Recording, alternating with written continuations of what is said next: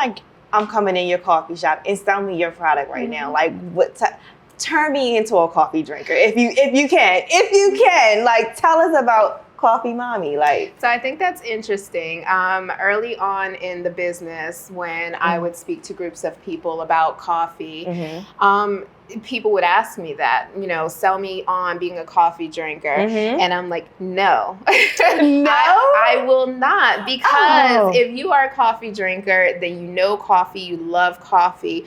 And I respect people's choices. Like, I still like tea, so I respect that as well. And I have a preference when it comes to that, whether it's loose leaf, whether it's herbal. So I completely, don't want to change where you're coming from, because even within coffee in itself, when people are asking, what's the best cup? What's the best farm? It's all about your experience with the coffee. We could sit here and tell you all day as coffee connoisseurs, farmers, I love that word. Retailers.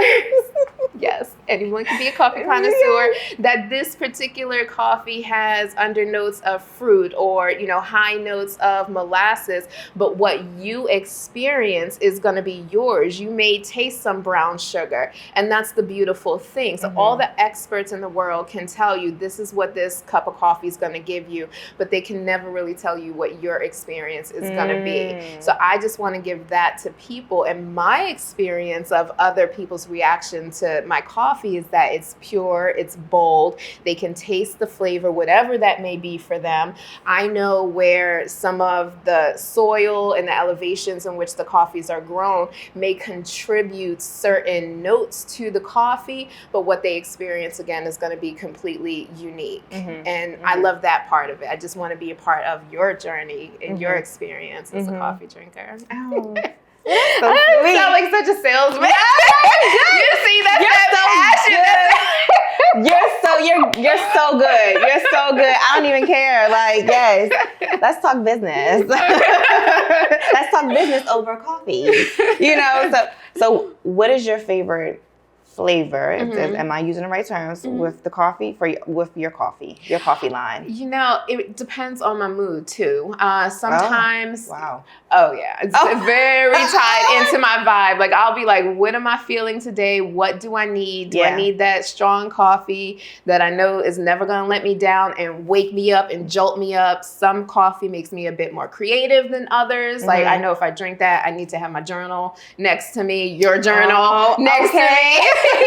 Writing some prompts. And then sometimes I need something that's a little bit more mellow, like maybe a darker, sweeter roast, which common conception is the darker the roast, the sweeter the coffee. And it's actually the opposite. So the lighter the roast, the higher caffeine content, because when you think about roasting, right, you're kind of like solidifying the flavors. Some things are being burnt off, one of those mainly being the caffeine and the coffee. So the lighter one, lighter coffees generally tend to be fruitier and have a higher caffeine content. So what I like to do with like my lighter roast is I'll put maybe some oat milk and honey in it. That's like my favorite pairing. And it feels really like honey in coffee.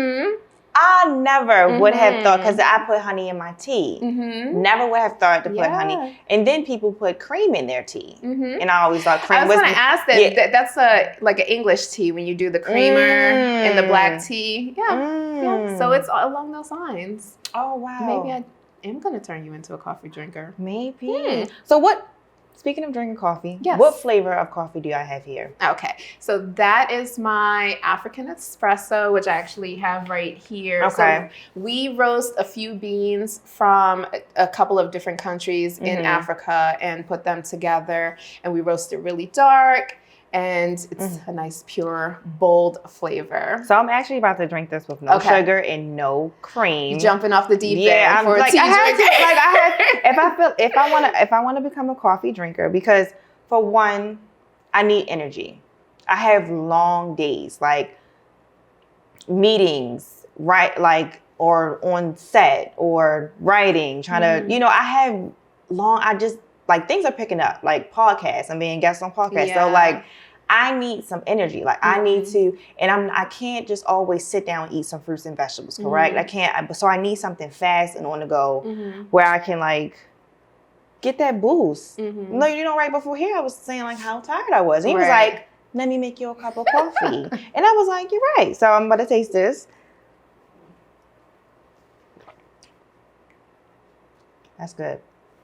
Thank you. That's good. Thank you. And I'm not a coffee drinker, and I'm not lying. That's a big one. It's pure. It's pure. Love that. It's really, really good. I appreciate that. Gosh. I'm so happy. So definitely strong though. But I'm not definitely strong though. Definitely want to add some cream and sugar later on. Okay. So acceptable. Yes, but it's fresh. I can taste the freshness, and it's not bitter. Like some coffee, like it's not. Some coffee that's black, it's very bitter. It has like that bitter aftertaste. I don't taste that. You know, I don't taste that. It's real smooth. Are you sure you're not a coffee drinker? I'm very sure. You know, I think those early days got into you. They're still in there. That foundation. That little girl is still there. She absolutely she's probably coming out. She's probably coming out.